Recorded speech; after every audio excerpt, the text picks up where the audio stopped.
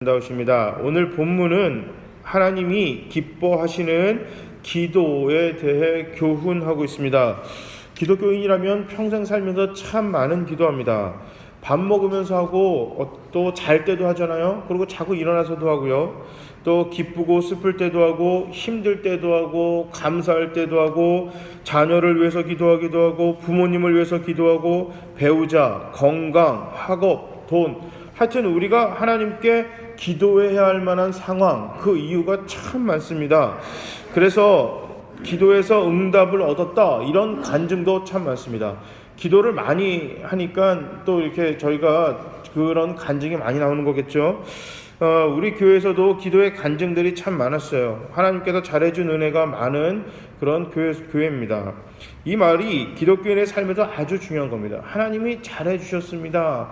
이 말이 참 중요한 거예요. 살면서 내가 복 받았다, 참 좋다, 이런 얘기도 좋지만 여러분, 하나님이 참 잘해주십니다, 이 말만큼 참 좋은 말이 없어요. 크리스찬의 모든 시작과 결과가 하나님께 속해 있다는 것을 고백할 수 있는 것, 이것만큼 큰 은혜는 없습니다.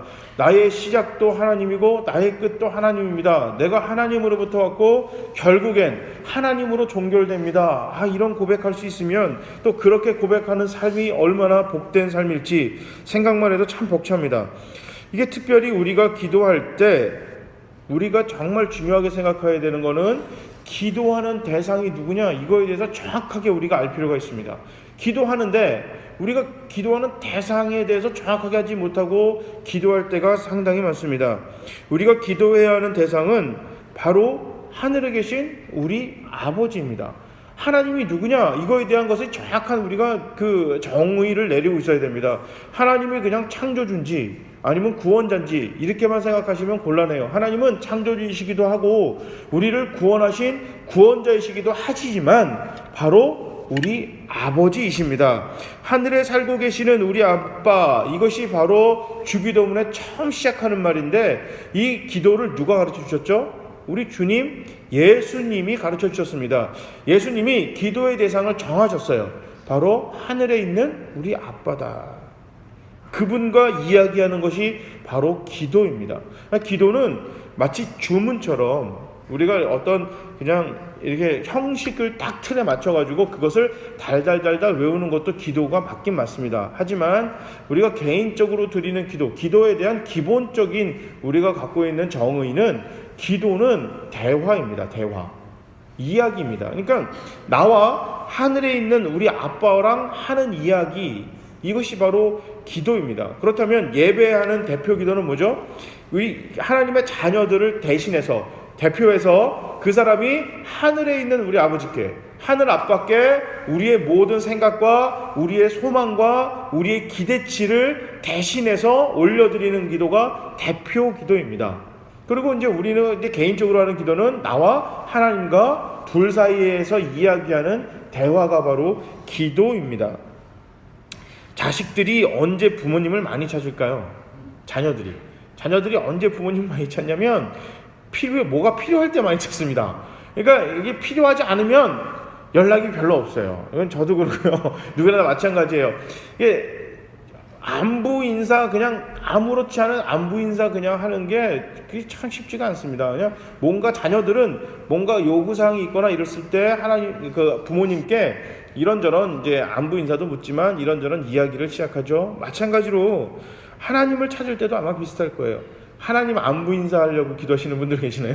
하나님 잘 계시나요? 하나님 건강하시죠? 건강하신 건 웃긴가요? 하나님한테 하나님 평안하시죠? 하나님 어떠세요? 이렇게 마음은 요즘 좀 어떤 생각 갖고 지내시나요? 이렇게 하나님의 생각과 하나님의 마음을 묻기 위해서 기도하시는 분들은 거의 없지 싶어요. 우리의 필요가 있기 때문에 하나님을 찾고 하나님 앞에 기도합니다.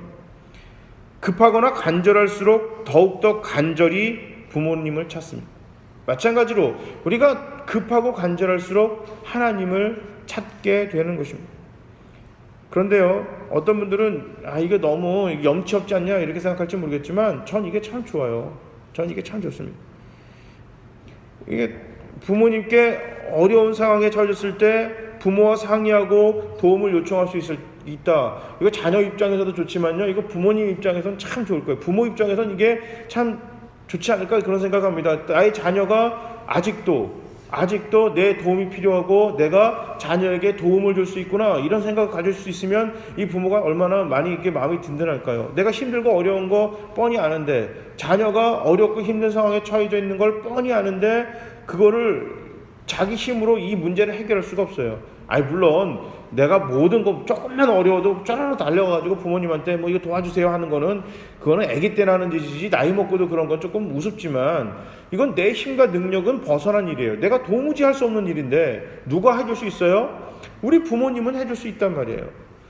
나도 못하고 부모도 못하고 이런 거는 어쩔 수 없는 거지만, 내가 못하는데 부모님이 해줄 수 있는 일이 분명히 있단 말이에요. 되게 중요한 일이에요.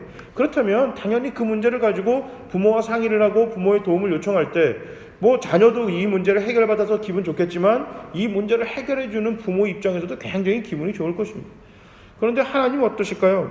우리는 못해도 하나님 못하시는 일이 없습니다. 하나님 앞엔 불가능한 일이 없어요. 그렇기 때문에 자녀가 요구할 때 그 하나님 입장에서는 얼마나 그 기분이 좋고 든든할까요? 그 자기가 못하는 거 하나님 앞에 도와주세요라고 할 때, 야, 하나님이 너 요구하면 해줄게, 이 정도가 아니에요. 그러니까 해줄 수 있는 거 있잖아요. 그러니까 별거 아닌 거는 그냥 이게 어떤 것을 조금 요구하실지도 모르겠어요. 예를 들면 그거예요.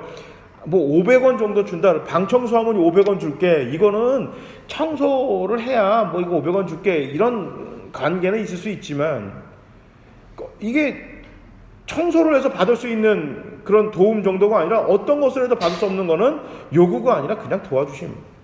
일단 이것 갖고 한번 해봐라 라고 도와주는 거예요. 그러니까 하나님이 우리에게 우리 기도를 듣는 것을 얼마나 좋아하시고, 우리가 어렵고 힘든 일을 가지고 하나님 앞에 그 상담할 때, 기도할 때 하나님 얼마나 좋아하실지는 그냥 우리 입장에 비춰봐서 생각해만 해도 충분히 이해가 될 법합니다. 어렸을 때는요, 반찬이나 장난감 같은 것을 요구합니다. 부모님에게. 엄마는 뭐 먹고 싶어, 엄마는 뭐 갖고 싶어요, 이런 식으로 이제 자기가 필요한 것을 요구할 때도 있습니다. 그러지만 커가면서 이게 요구사항이 조금씩 변하죠. 액수도 달라지고 하여튼 그 요구사항이나 이런 것들이 조금씩 달라지는 건 뭐 우리 일상생활입니다. 마찬가지로 우리가 하나님 앞에 기도하는 것도 이와 마찬가지입니다. 처음에는 별거 아닌 조그만 것부터 하나님께 요구하고 기도했다가 이제 점점 신앙이 깊어지고 넓어지면서 그 요구사항도 좀 더 바뀌고 구체적이고 커가는 그런 기도 제목이 있은 것을 우리가 스스로 발견할 수가 있을 것입니다. 인간의 부모는 한계가 있습니다. 해주고 싶어도 못 해주기도 합니다. 하지만 우리 하나님에게는 한계가 없으십니다. 인간의 부모는 때로는 어떤 것이 자식에게 좋은지 잘 판단하지 못할 수 있습니다. 주면 안 되는 것을 줄 때도 있습니다. 해주면 안 되는데도 해줄 때도 있습니다. 자식을 도와주고 싶어도 경제적 상황적 한계로 인하여 도와주지 못할 수도 있습니다. 그러나 하늘에 계신 우리 아빠는, 하나님은 다릅니다. 무엇이 자녀에게 좋은지 필요한지 다 알고 계십니다. 이게 자녀에게 꼭 필요한 것인지 아니면 필요하지 않는 것인지, 지금 줘야 할 것인지 아니면 나중에 줘야 할 것인지 우리는 잘 모를 때도 있지만, 하나님은 누구보다도 잘 알고 계십니다. 거기다가 능력이 무한하십니다. 능력이 무한하다는 얘기는 한계가 없다는 얘기예요. 한계가 없다는 얘기예요. 모든 것이 가능하신 분이 우리 하나님이시고 그분이 우리 아버지이심을 믿으시길 바랍니다. 하나님께 우리의 필요를 이야기하셔야 합니다. 그것도 구체적이고 진실되게 이야기해요. 구체적이고 진실되게 이야기할 때, 그때 하나님이 구체적으로 또 우리 정직하게 우리를 도와주십니다. 하나님은 굉장히 인격적이세요. 인격적이시라는 말은 뭐냐면, 뭐 이렇게 사람이 착하고 뭐 후덕하고 이런 느낌이 아니고, 그 사람과의 관계 속에서 우리를 참 많이 배려하시고 우리를 생각하시면서 일을 해주십니다. 그러니까 우리가 요구하지 않은 거를 하나님이 미리 알아줘서 딱 도와주시는 경우도 있지만, 대부분 그렇지 않고 우리가 정말 원하고 하나님께 기대하는 것만큼 하나님은 우리에게 해주십니다. 그러니까 믿는 것만큼 되는 거예요. 믿음 만큼. 하나님을 얼만큼 믿고 얼만큼 하나님을 신뢰할지는 그거는 우리의 몫이기도 한 거예요. 하나님의 능력이 없는 게 아니라 그만큼 우리가 하나님을 안 믿는 거예요. 안 믿는 거예요. 그런데 여기 중요한 건 아까 제가 얘기했잖아요. 나이가 들어감에 따라 기대치와 요구치가 달라질 수 있다. 그러니까 나이에 맞게 기도하셔야 돼요. 여기서 나이라는 것은 인간의 나이가 아니라 신앙의 나이를 얘기합니다. 신앙의 나이. 하나님과 부모 자녀의 연을 맺은 지 몇 년이나 지났음에도, 수년이 지났음에도 불구하고 아직도 자신만을 위해서 기도를 하고 있다면 교회 안에서 직분과 교회를 다닌 연수와 상관없이 나는 아직 어린아이와 같은 사람입니다. 아이는요, 나를 위해서만 부모에게 무엇을 요구합니다. 다른 사람까지 생각조차도 하지도 못해요. 형제도 돌아보지 못하고 부모도 돌아보지 못합니다. 내가 중요해요. 어린아이니까요. 다른 사람 돌볼 수 있을 만한 그런 여력이 없기 때문에 그렇습니다. 우리도 마찬가지로 교회를 다녀서 신앙생활을 오래 하고 교회에서 직분을 맡았음에도 불구하고 나의 기도 제목이 온전히 거의 대부분이 나를 위한 기도 제목만 한다면, 그렇게만 기도를 한다면 아직 나는 어린아이와 같은 신앙을 가지고 나는 살아가고 있는 것입니다. 하나님이 잘해주신 은혜의 양식을 수도 없이 먹었음에도 성장하지 못하고 때로는 성장을 거부하는 영적 미성숙자가 바로 나인지 한번 돌아봐야 합니다. 미국에서 이제 목회를 할 때, 이제 제가 있었던 그 두 군데가 뉴저지랑 샌프란시스코인데 그 두 교회에서 제가 이제 청년 사역을 했어요. 근데 그 청년 사역을 할 때 그 동네가 좀 비슷한 게 있었어요. 유학생들이 참 많은 데였어요. 유학생들이 많다는 얘기는 3년이면은 멤버들이 그 교회 그 청년들 구성원들이 대부분 다 많이 갈린다는 얘기거든요. 공부 끝나고 한국으로 돌아가든지 더 공부를 하기 위해서 다른 주로 간다든지 이렇게 하고 많이 바뀝니다. 물론 그 동네에 사는 청년들도 있지만 대부분 유학생들이 많은 도시는 유학생들이 대부분 청년부를 구성하고 있기 때문에 그 구성원들이 자주 바뀌어요.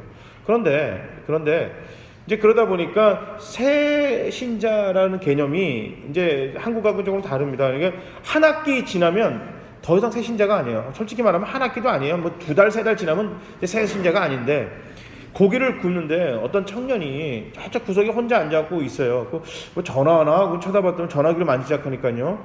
그러니까 그냥 혼자 이렇게 따로 있는 거예요. 그래서 마음이 쓰여서 가봤어요. 마음이 쓰여서 뭐하니? 그러니까 이 교회는 이게 사람들을 안 챙긴다는 거예요. 왜? 그러니까 고기를 구고 뭐 하는데 자기한테 고기를 먹어보라고 하지도 않고 뭐 말도 잘 안 걸고 막 이런다는 거예요. 그래서 제가 가서 그럼 네가 가서 고기 굽든지 좀 이렇게 새로운 청년들 좀 해줘. 그러니까 자기도 이 교회 아직 청년부 아직 적응이 안 되었고 막 이런 얘기를 해요. 제가 그 교회 목사로 부임한 지 1년 반이 됐거든요. 1년 반 지난 다음에 그 일입니다. 근데 그 청년은 제가 그 청년부 부임할 때 이미 그 청년부에 있었어요. 그러니까 저보다 더 오래된 청년이에요. 내가 넌 이 교회 다닌 지 2년이 됐는데도 아직도 새 신자냐? 그랬어요. 아직도 새 신자냐? 도대체 언제까지 교회 청년부에서 내가 청년들이 너를 책임져주고 너를 섬겨줘야 되니? 2년이나 지났으면 너가 다른 애들 좀 섬겨라. 너 있는 동안 왔다가 은혜 받고 돌아간 애들만 수십 명이다. 그러니까 얼굴이 빨개져갖고, 아니 나는 뭐 숫기가 없어서, 아니 뭐 숫기가 없어, 나도 숫기가 없어. 그러면 가서 조금 그냥 가만히 서서 한 30분만 서 있으면 친해진다. 30분만 있으면 친해진다. 그리고 너 먹을 고기만 챙기려고 그러지 말고 네가 고기 이렇게 접시를 담아서 오늘 새로운 청년들, 고기 이렇게 하니까 청년들 많이 왔을 거 아니에요, 새로운 애들이. 그러니까 고기 이렇게 담아서 걔네들한테 가가지고 이거 좀 드세요 갖다 줘봐라. 그러면 그걸로 인하여 서로 안면이 트이고 이야기가 오갈 것이다. 넌 이 교회를 다닌 지 2년이나 지났는데도 아직도 너 먹을 고기만 찾고 있냐. 제가 그런 얘기를 했어요. 교회를 다닌 지 수십 년이 됐고 예수를 믿고 구원받은 지 꽤 시간이 오래 지났음에도 불구하고 여전히 나의 기도 제목은 나를 위한 기도만 하고 있다. 교회의 신앙 연륜, 나의 이런 성경적인 지식들, 이런 모든 것과 상관없이 나는 아직 어린아이와 같은 신앙의 수준인 것입니다. 오늘 본문의 솔로몬은 출생 신분의 약점이 있었습니다. 솔로몬은 아버지 다윗이 불륜과 계획살인이라는 죄를 지면서 얻은 밧세바의 아들입니다. 그러니까 솔로몬의 엄마가 누구냐? 밧세바인데 이 밧세바는 남편이 있었음에도 불구하고 다윗과 불륜을 저질렀고 거기서 멈춘 것이 아니라 남편을 죽음으로 모르는데 함께 계획하고 동조했던 여자였습니다. 솔로몬 자체에 죄가 없다고 하나 왕이 되기에는 분명히 약점을 가진 사람입니다. 그리고 형인 압살롬만큼 대중의 인기가 없었습니다. 그 당시 왕은 전쟁 영웅이어야 했습니다. 사울이 그랬고 다윗이 그랬습니다. 물론 솔로몬도 전쟁에 나가 승리를 했으나 영웅이라 불리기에는 턱없이 부족했습니다. 왕이 되기 위해서는 적어도 하나는 꼭 필요했습니다. 출생 신분에 어떤 전혀 문제가 없든지 아니면 전쟁 영웅이든지 이 둘 중에 하나, 이 두 개 다 취해야 되는데 뭐 적어도 크게 양보해서 한 가지는 가져야 되는데 솔로몬에겐 둘 다 없었습니다. 이것이 솔로몬에겐 치명적이었습니다. 당장은 이스라엘을 통치할 수는 있으나 오랫동안 왕으로 이스라엘을 치리하기는 충분한 약점이 되는 것이었습니다. 그럼에도 1장 1절에 하나님께서 솔로몬의 왕위를 견고하게 하시며 솔로몬과 함께 하심을 보여주셨습니다. 하나님이 잘해주셨습니다. 치명적인 약점이 있었지만 하나님께서 은혜를 베푸셨습니다. 그때 솔로몬은 기도했습니다. 솔로몬이 하나님께 은혜를 받은 걸 알았어요. 깨닫습니다. 그리고 나서 솔로몬이 취한 행동은 은혜에 대한 감사에 대한 반응이 뭐였냐? 기도였습니다. 우리가 은혜를 받으면 헌금도 하고요, 간증도 합니다. 하지만 은혜를 받은 거에 올바른 반응은 뭐냐? 바로 기도입니다. 기도입니다. 그러니까 이 사람이 순간적으로 그냥 감동을 받았는지 감격했는지 은혜를 받았는지 차이가 나는 게 있어요. 감동과 감격은요, 하나님 없어도 줄 수가 있습니다. 좋은 영화를 보면 어떠세요? 감동하고 감격받죠. 좋은 글과 좋은 책을 보면 감동하고 참 많은 교훈을 얻습니다. 화장실에 앉아있으면 어떤 화장실들은 좋은 글귀를 적어놓기도 합니다. 요즘 지하철 역에 보면 그 문 앞에 좋은 글들 많이 적혀 있거든요. 어떤 글들은 그걸 보면서 참 많은 감동을 얻습니다. 좋은 생각을 참 많이 듣거든요. 왜 그럴까요? 이건 감동이기 때문에 그렇습니다. 하나님 없어도 감동과 감격이 올 수 있지만 내가 부흥회나 뭐 어떤 은혜의 자리를 가서 마찬가지예요. 부흥회에서 은혜를 받든지 아니면 뭐 예배 때 은혜를 받든지 막 이런 거에서 은혜 받았잖아요. 이 은혜 받은 올바른 반응은 뭐냐? 이 사람이 진짜 이게 은혜인지 감격인지 이걸 알 수 있는 그 바로미터는 뭐냐면 바로 기도입니다. 제대로 은혜 받으면 기도 생활로 이어지게 되어 있습니다. 솔로몬이 이랬습니다. 충분히 은혜를 만끽하고 이걸 가지고 어떻게 하면 내 권력을 붙잡을 수 있는데 사용하기에는 충분했습니다. 이 당시는 신정이 이제 그 종교와 정치가 하나였습니다. 그 시대였기 때문에 하나님이 솔로몬을 인정한다, 하나님이 솔로몬을 은혜를 내려주고 솔로몬의 자리를 인정하겠다라고 한다는 얘기는 어느 누구도 거기에 대해서 태클을 걸 수가 없습니다. 그렇다면 드디어 솔로몬은 자기의 약점을 누가 보완해 줬어요? 하나님이 보완해 줬어요. 그렇다면 이걸 가지고 자기의 힘과 권력으로 사용할 수가 있었지만 솔로몬은 그렇게 한 것이 아니라 하나님이 주셨던 그 권세를 가지고 뭘 했냐? 기도하기 시작했습니다. 자신의 적들에게 큰 소리 칠 수 있었습니다. 거봐라, 내가 이스라엘의 왕이다. 내가 아버지 다윗의 뒤를 이어 이 나라를 더욱더 부강하게 만들 바로 내가 솔로몬, 바로 내가 왕이다 라고 큰 소리 칠 수 있었습니다. 하나님이 인정한 왕이 바로 나다 라고 크게 소리칠 수 있었습니다. 그렇지만 솔로몬은 기도했습니다. 그때 하나님이 나타나셨습니다. 그리고 질문하셨습니다. 내가 무엇을 해줄까? 그럼 대박 났습니다. 기도하면서 이런 응답 받으신 적 있으신가요? 저는 이 오늘 본문 읽으면서 이런 생각 해봤어요. 나한테 한 번만 하나님이 이런 기회를 좀 주지. 왜 옛날에 이런 얘기 있잖아요. 그 램프의 요정, 옛날에 그 알리바바 그 소설 보면, 동화나 이런 거 보면 거기서 이렇게 하니까 소원을 3가지 들어준다 그러잖아요. 그런 생각 안 해보셨어요? 소원을 3개 들어준다 그러면 난 무슨 소원을 빌까? 3개 가지고는 턱없이 부족하던데요. 3개 가지고는 턱없이 부족한 거예요. 저는 그런 생각했어요. 3개. 일단 돈을 좀 많이 주시고, 두 번째, 세상 세계에, 그때 유학할 때였거든요. 온 세계의 언어를 통일해 주든지, 아니면 내가 온 세계의 말을 다 할 수 있는 사람이 되게 해주든지. 두 번째. 세 번째 거는 좀 생각해 볼게요. 지금 당장 이 2개는 돈과 언어, 유학할 때는 이 2개가 너무 힘들었기 때문에 이 돈과 언어 2개만 해결이 되면 나머지 하나는 나중에 해도 되겠다 이런 생각을 했었어요. 근데 오늘 솔로몬한테 지금 이 일이 벌어진 거예요. 이게 진짜 역사에 지금 일이 난 거예요. 하나님이 나타나셔서 내가 뭘 해줄까? 솔로몬 일생 최고의 행운이었습니다. 왕이 된 거랑 이건 비교가 안 되는 거예요. 그때 솔로몬은 자신이 기도하는 대상이 누구인지 잊지 않았고 자기가 어떤 사람인지 잊지 않았습니다. 내가 무엇을 해야 하는지 잊지 않았습니다. 솔로몬은 나이는 어렸으나 영적 미숙아가 아닌 영적 성숙자였습니다. 솔로몬은 이 땅의 왕이 무엇인지, 어떤 위치인지, 어떻게 해야 할지 알고 있었습니다. 솔로몬은 왕이란 하나님을 대신해서 하나님의 뜻을 이 땅에 드러내는 자임을 알고 있었습니다. 이스라엘의 진정한 주인이 자기가 아니라 하나님이심을 알고 있었습니다. 그래서 솔로몬은 10절에 이렇게 얘기합니다. 지혜와 지식을 하나님께 구했습니다. 이 땅에서 경험을 통해 얻을 수 있는 지혜와 공부에서 얻는 지식이 아닌 하나님께로만 얻을 수 있는 지혜와 지식을 원했습니다. 여기서 지혜의 원어는 호크마인데 이 단어는 잠언 14장에서 정의 내립니다. 바로 하나님을 경외하는 것, 이것이 바로 지혜다, 이렇게 이야기하고 있고요. 그리고 지식의 원어는 마다라는 단어인데 이것은 야다라는 동사의 명사입니다. 야다. 근데 야다가 뭐냐면 알다라는 뜻이에요. 안다.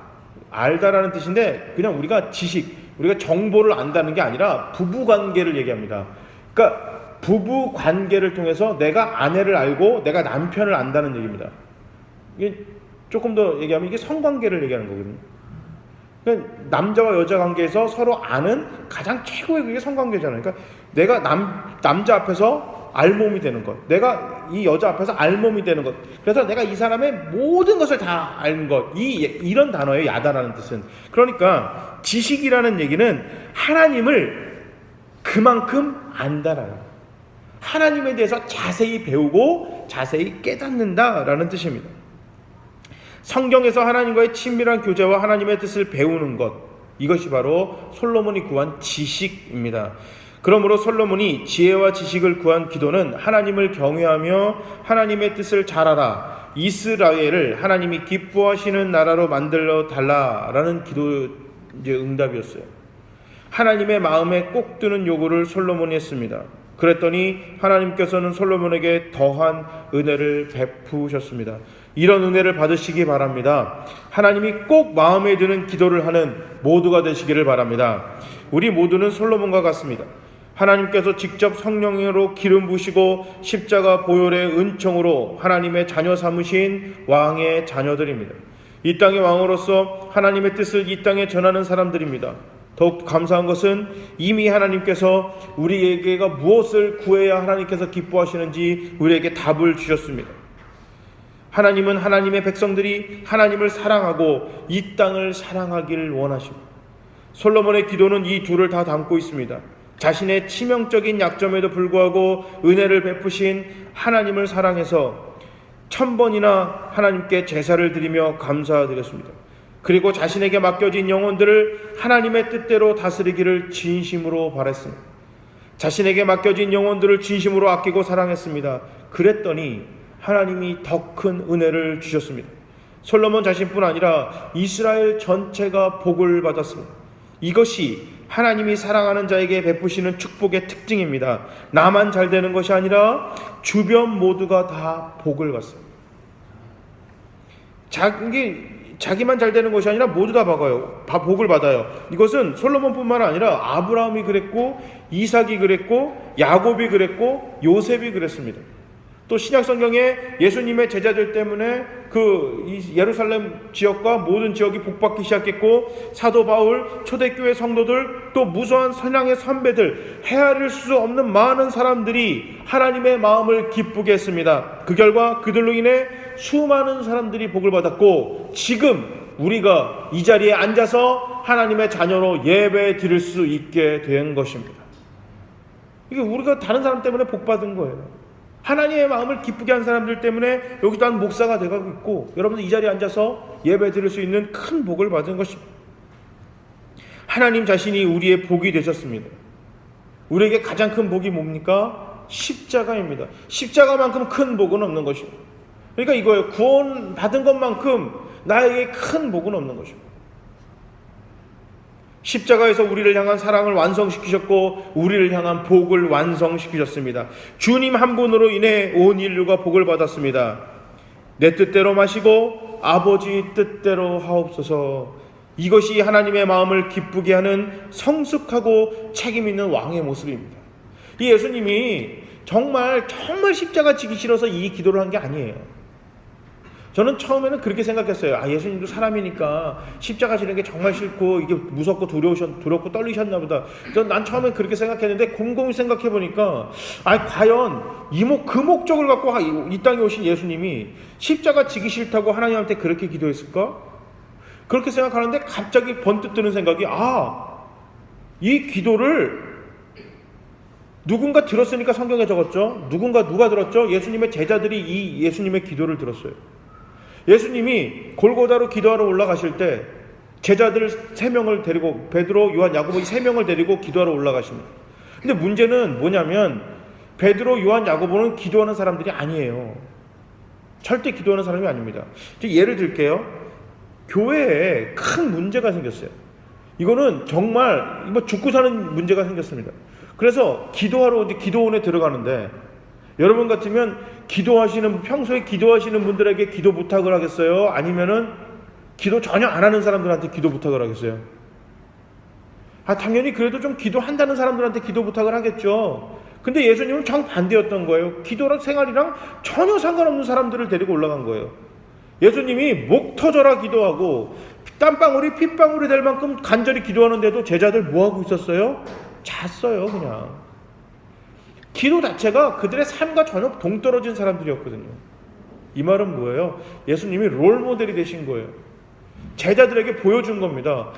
이게 왕의 모습이야. 이게 이 땅에서 살아가야 될 기독교인의 모습이다. 너희가 살면서 힘들고 어려운 일, 처해진 일이 닥쳐올 때 이렇게 기도해야 한다. 그런데 예수님이 자기 문제만 갖고 기도하신 건가요? 아니죠.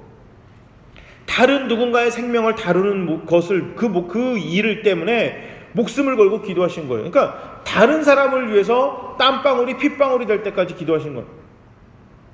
이것이 진짜 크리스찬의 모습이다. 이것이 예수님이 몸소 보여주신 거예요. 제자들에게.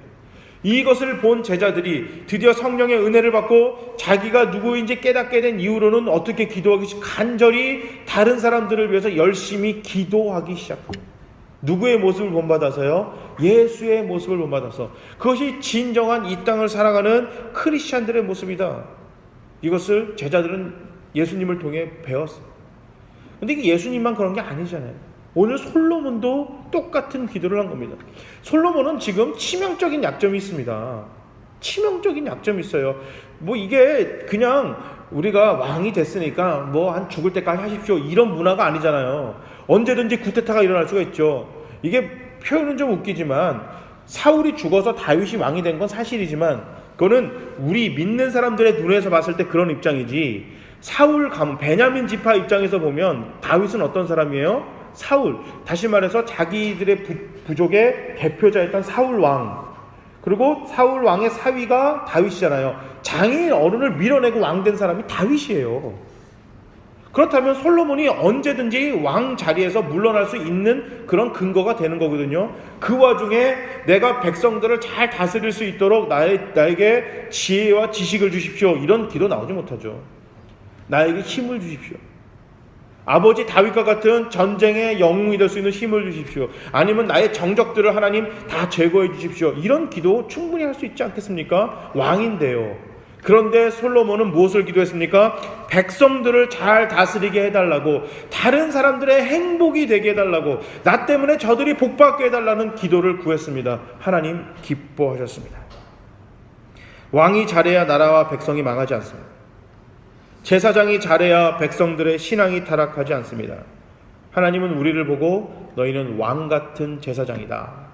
제사장인데 왕 같은 이 느낌이 아니라 이게 원문에 보면 왕이고 제사장이다. 왕이 동시입니다. 너는 제사장이기도 하고 왕이기도 하고 왕이기도 하고 제사장이기도 하다.